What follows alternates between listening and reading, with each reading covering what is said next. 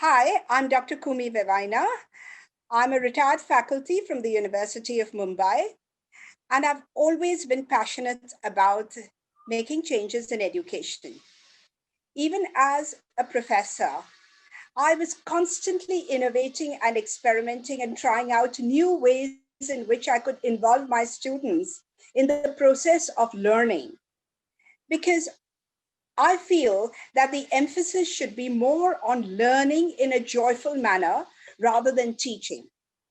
So, believing in learner centric education, I would experiment with all kinds of things during my literature classes, never give them an interpretation, get the students to talk about what the words meant to them, what the words made them feel. And I tried out with videos and short film clippings and all kinds of things, dance, music, everything. So my literature classes were extremely lively and the students were involved in it. And that made me think that literature can be taught in a very joyful manner, and I need to reach out to other teachers as well. So 22 years ago, I began reaching out to teachers as a teacher trainer and told them how I teach poetry or drama or short stories. Mhm. And then the principals would say, what you have to say is very relevant to the others as well. So could we ask the other teachers to sit in? But the other teachers would look at me a little skeptically, saying, well, she's a literature teacher. What can she know about our subject? So I thought that I should ritualize things in print by doing a second PhD. So my second PhD is in education. My first is in literature. And then I got really involved with teaching pedagogy, thinking of relevant curriculum.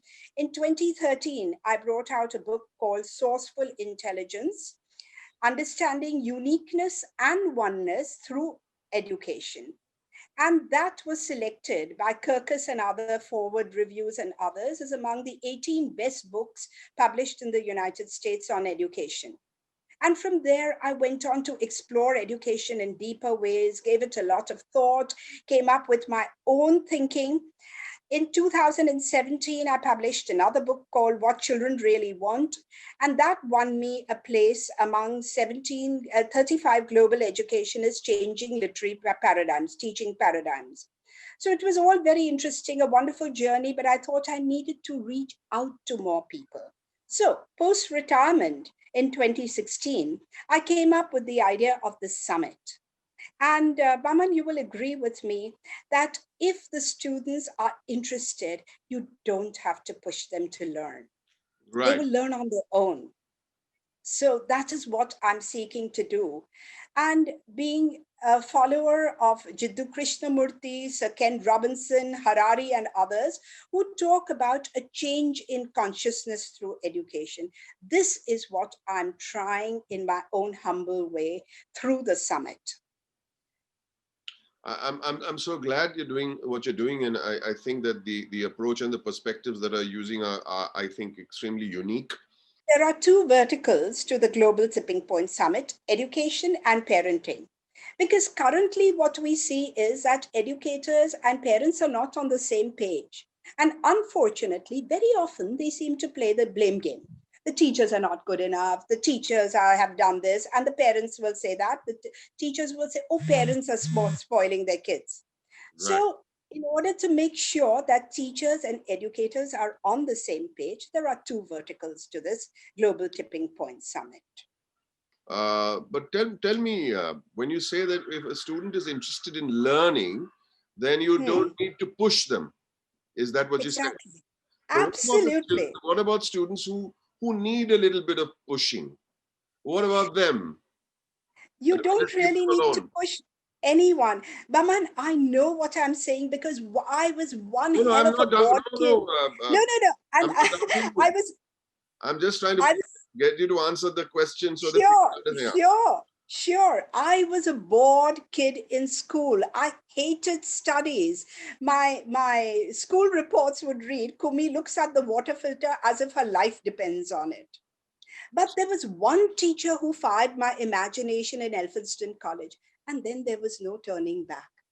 And when I work with my students, initially there may be a bit of resistance. Some may resist. But when they begin realizing that you value their thinking and you welcome their discussions, you welcome their thoughts, irrespective of their language proficiency, they jump in and they get So, interested. Kumi, I'm going to play the devil's advocate over here. So you're Yes, sure. saying that students don't need to be pushed when when they're interested in learning. But you mentioned that the teacher in Elphinstone College who fired your imagination, but she pushed you by Right. firing your imagination. Now, how do you? She read Romeo and Juliet in such an exciting way. So she She, pushed you, she was didn't she? just Oh, she was not pushing, she was being herself. She was that kind of dramatic person. She was all drama, and I loved that. It somehow struck a chord in my heart, and I wanted to read more than anyone else. I felt I had left out and missed out on years of. Someone did excite you into it. There is excitement. It can't be that Yes. someone will come and say, okay, I am interested in learning. There's some people who might have the potential of doing, excelling in a certain subject, but nobody has fired their imagination. Are you telling me that the summit is about firing people's imagination? It's absolutely about that, because I think the onus is largely on the teachers. If we are passionate about our subjects and if we believe in the learner's ability to think, that's all we need. So the summit actually is, in a way, path breaking, because it's a summit with a difference. All of us keep Tell us the attending difference. seminars. Tell us the difference. Yes, yes. All of us keep attending seminars, workshops, refresher courses, and at the end of it, we eat, drink, make merry. Well, we do bring back a few ideas, but that's where it ends. But this summit is different, because the speaker will speak for 20 minutes. At the end of 20 minutes, there will be 4 change facilitators who will tell the online audience how they will provide training Mhm. on a mini project. So this is a project-based summit. And then they will invite the online audience to sign Google Forms and hop in as action group members. The Right. action group members will be trained by the change facilitators for 3 months. Then they go out into the world and they try and implement those changes for the remaining 7 months. At the end of 1 year, the project comes to an end, and hopefully we have another summit. So my vision is that just as we have a cultural festival like Kalagora, we make this into an intellectual festival for teachers and parents. So, where are the teachers that will participate in this summit? How have you sourced them? Well, we are trying to reach out to as many teachers as possible. This summit was planned in 2019 in the month of March, when there was no COVID. Right. And it was planned as a physical summit. But then we realized a physical summit is well nigh impossible. So we have made it into a digital summit. And in a way, now we can reach out to thousands. And we are trying that. We have our partners as Edu World and Education World and Parent World. They have 30,000 schools they reach out to. We have partnered with Teachers Help Teachers. They reach out to 8,000 teachers. We have a lot of people who have stepped in, principals and all, who have shown immense excitement about our pre-summit events. And to date, we've had 3 major pre-summit events. On the 9th of August, we had Mr. Vishnu Karthik, CEO of Heritage School, and he did a fantastic curtain raiser on education. On 6th of September, Binaifa Saukar did the curtain raiser for the Parenting Summit. Right. Both extremely well received. And then we kept feeling that all of us adults keep saying, we are doing this for children, but are we even asking them what they want? So on the 18th of October, we had a youth forum. We had a blast with young people coming out with such thought-provoking and thoughtful responses to education and parenting. It's so heartening. I just hope they all join the summit. I hope so too. We are not dealing with a specific subject. We're talking about No, no no, education in no. general. Education in general. Like we have amazing speakers, world-class speakers. The inauguration will be done by Shaheen Mistry, CEO of Teach for India, Yes. and Kiran Bir Shetty, who's led the largest change movement in the world. Right. After the inauguration, we have Mr. Satya Raghavan, who is content director, YouTube India, and Right. he's going to talk about digital pedagogy for all. Now, after he finishes his 20-minute talk, he's going to name his action project, which is teaching human rights in a very interesting way to the youth.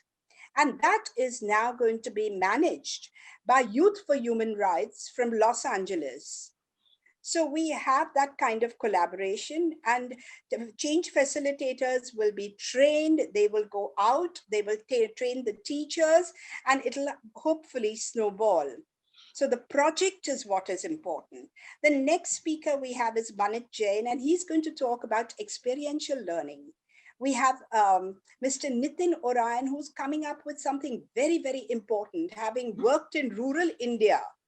He is going to talk about how rural educated youth can be provided with the necessary skills through education to remain in rural areas rather than come to the cities with all kinds of dreams and then end up with crummy jobs and disgraceful living circumstances. So Nitin is going to do that. I'm going to talk about the importance of arts and humanities Right. and talk about it through my unique way of thinking, which is called technopoiesis, which I have innovated. Could you say that again? Techno?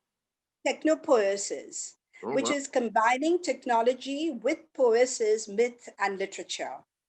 So this is a tried and tested method of thinking, and it has been used by teachers in India and numerous countries abroad very successfully, if I may say so. And then we have even talks by the director of American School on educational leadership, on the importance of social emotional learning, on creating need-based curriculum.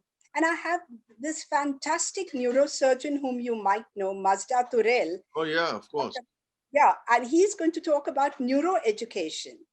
So that is a kind of summit we have for education. Similarly, for parenting, we have Padma Shri holder, Father Joe Pereira, talking about all kinds of addictions and codependencies. Bittu Saigal Oh, talking about how children can be taught compassion for the earth and all sentient beings. And Jim Wee from Singapore talking about cyber wellness and integral parenting by scientist educator Shraddhalu Ranade from Aurobindo Ashram, Mark McLeod from Australia. So we have an amazing lineup of speakers. And what is so heartening is to see that the change facilitators and the speaker have already started working, and they are all far in the belly. I see them conversing even at 12 a.m. wow. Of So I just hope everything goes well and the course it will. projects There's enough really succeed. fire we see already. So I have no doubt in my mind that it'll be an extremely, but as you said, that it should become a summit that will grow over a period of time, and hopefully at a certain period, it becomes a movement of sorts. And Absolutely. that's what your intention is. Absolutely. What about parents? Are parents going to be around, or is just for teachers? We are encouraging parents to attend the education summit and educators to attend the parenting summit. Because of the kind of speakers we have got, there is a huge temptation for them to do so. More so now that the summit is entirely free. Oh, okay. We are not charging anyone. And we know that we're also going to get support from Akansha and from rural India. We're trying to reach out to as many schools as possible in Fabulous, rural India as well. fabulous. And of course there will be students. There's no question that without students this whole exercise is pointless, right? Uh, Absolutely. so how many students Absolutely. are you expecting to attend? We have requested schools to send in at least 20 teachers, students, and parents. If they do, then they come in as our partner institution. Right. And a lot of schools, I think at least about 30 schools have shown interest in doing that. And we've just started that campaign. 30 schools. So we're looking at a few thousands over here. I hope so. And I hope there'll be many, many more, because I sincerely want to draw in the youth. The climate change movement has become a global movement today because Oh, yeah. everywhere there are fantastic youth leaders. Yes, yes, And yes. we would like the youth to take leadership. And Bitu Sehgal is quite the person to spearhead that conversation, right? Absolutely, with Yeah, his and Babseda. young Yes, Greta yes. Thunberg has been such an inspiration for Success. youth. Yeah, unfortunately, there are certain world leaders who don't think much of it. Uh, but that'd be great. What you're doing is absolutely phenomenal. I just hope that it starts off with a bang, and then over a period of time and for many years to come, this innovative learning experience for people to find education not as a, as I hate to use the word, but as a burden, but as a joy instead. Absolutely. And that can happen when education is relevant. Education has to be made relevant. So we need to overhaul education. As I say in my TEDx talk, we need to change our learning objectives, outcomes, teaching pedagogy, assessment, everything needs to change. And I sincerely feel that, as Dr. Ken Robinson repeatedly said, our education system is completely passe. So if we have created this mess, we can clean up the mess. Sure, sure. So traditional sit in the class and read out of a book is something that you feel is a thing of the past, is it? Absolutely. And today, when content is available at the flick of a button, we need to do much more. 65% of the jobs that we know today are not even going to exist in the next 5 years. So, what are we training our students for? We need to give them learning competencies, What about, 21st sorry, century competencies. yeah. What about learning disabilities? There's such a great proportion of kids with learning disabilities. And I'm not Absolutely. talking about learning disabilities that are uh, well, there are many different kinds of disabilities, but there are so many kids who don't do as well in certain subjects as they would maybe in subjects that find their fancy. And the subjects that they don't know, and they are considered as stupid kids.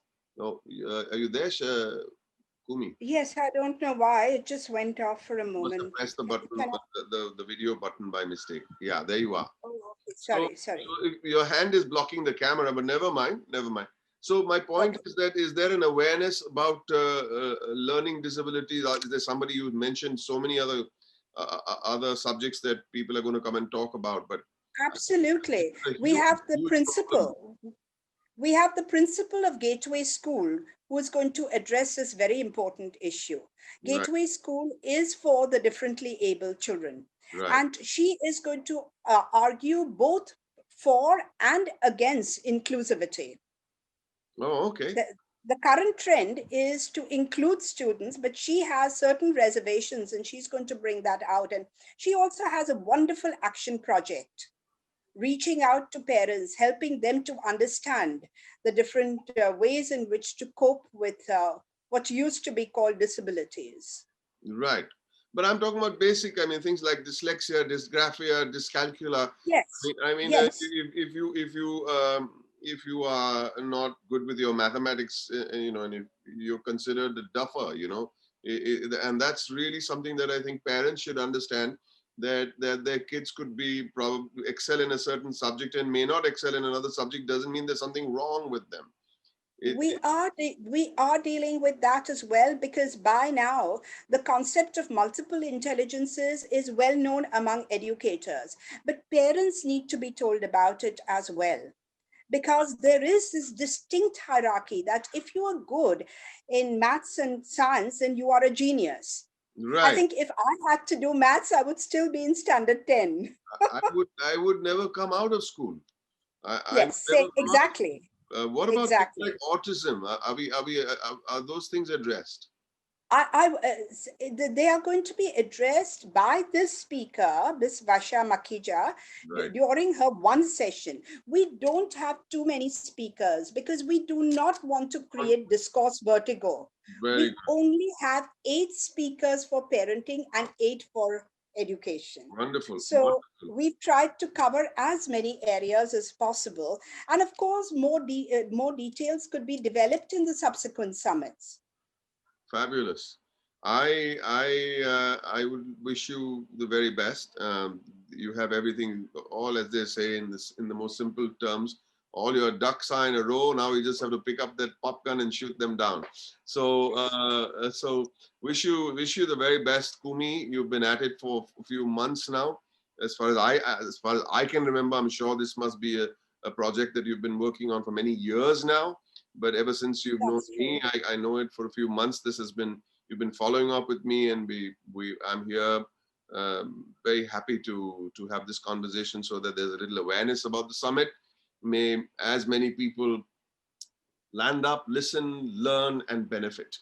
So wish you luck, Kumi. Um, Thank you so much. yeah, Thank you for this podcast. It's no, amazing. pleasure, absolute pleasure.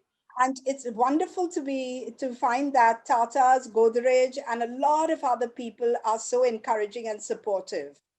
Well, if the cause is good, these people will always be standing by your side. And from what I see, it just means a lot to a lot of people, to parents, teachers, and students, and of course, it should mean the most to you because you are driving the driving force behind it all. Kumi, And if I may add just one little bit, at sure, the end of one year, when the projects are over, we are hoping to give the government a white paper okay, and tell the government that we are not merely talking about changes, we are actually creating change. right. So this is something we hope will make an impact. I hope so too, Kumi. We all hope changes the need of the hour. Let me put it that way, because look at the way we are educating our kids. The technology that is being used, there is a change. Even through the language of spreading information True.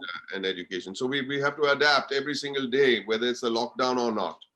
And we have Absolutely. to adapt to all of it, and I'm so grateful that you're making this move. My kids have been educated, and my kids have grown up, and they're big young strapping men, but I have grandchildren, so my interest is very, very much alive. Thank you for looking out for them, Kumi. Thank you. Thank you. It's my pleasure. I love what I'm doing. Thank you. I Absolutely can see love that's it. very Thank you. evident, and God bless you. More strength to your elbow. Yeah. All right. Right. Thank you. Have a Bye great bye. evening. Have a great evening. Thank you, Kumi. Same to you. Bye bye.